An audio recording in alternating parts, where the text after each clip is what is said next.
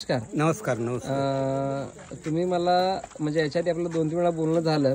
तुम्ही काल रात्री मला एक दुपारी काहीतरी कॉल केला की मला यायचंय. 3 वाजता कॉल केला. तर तुम्ही कुठून आलात? मी नेहमी आहे ना सर, उमेश सरांचे नेहमी YouTube वरती व्हिडिओ पाहतो कोंबड्यांचे, आणि एवढे मला आवडले की नाही, आणि म्हटलं काहीतरी मी जवळजवळ मी माझगाव डॉकमध्ये फोटोग्राफर म्हणून सेवानिवृत्त झालो. ओके. त्या म्हटलं सेवानिवृत्तीच्या जागेमध्ये मी 2 एकरचा प्लॉट घेतला. आज तिथे मी मालवण कट्ट्याला बॉयलर तर 3 शेड माझे आहेत, आणि गव्हर्नमेंटच्या थ्रू मी पोल्ट्रीचे पक्षी भरतोय. पण त्यामध्ये मला पोल्ट्रीमध्ये ती मजा नाही की स्वतःचं काहीतरी करावं. आणि कुक्कुटपालनामध्ये आपले घरोघरी जे गावरान कुक्कुटपालन आहे, हे उमेश सरांनी जे प्रगतिशील केलं आहे त्याचा अनुभव घेऊन आपल्या सिंधुदुर्ग जिल्ह्यात, रत्नागिरीला, आजूबाजूच्या तरुणांमध्ये ओढी गोडी निर्माण करावी, ह्या उद्देशाने मी काल दुपारी 3 वाजता उमेश सरांना फोन केला.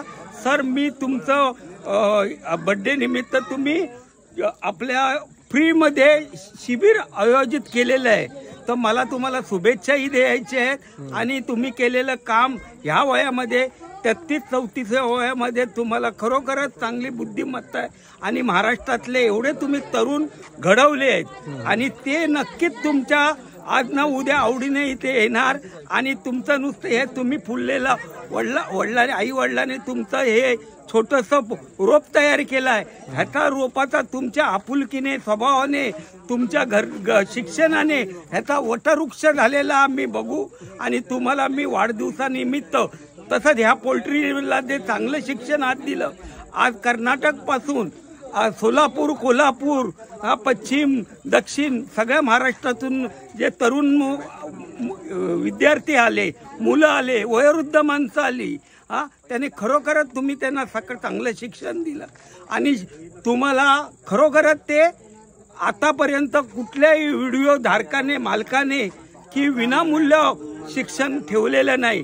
आता एवढ्या लांब येऊन तुम्ही जे सकाळपासून जे 9:30 पावणे 10ला शिबिर चालू केलं, कंटिन्यू शिबिर आतापर्यंत, आता जवळजवळ रात्रीच्या 8 वाजलेले आहेत.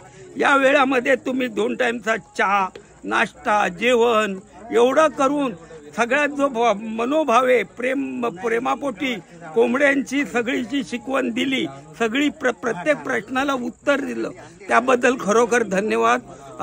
तुमच्या ह्या झाडाचा वटवृक्ष झालेला असू दे. तुमच्या आई वडिलांनी चांगली वागणूक दिली.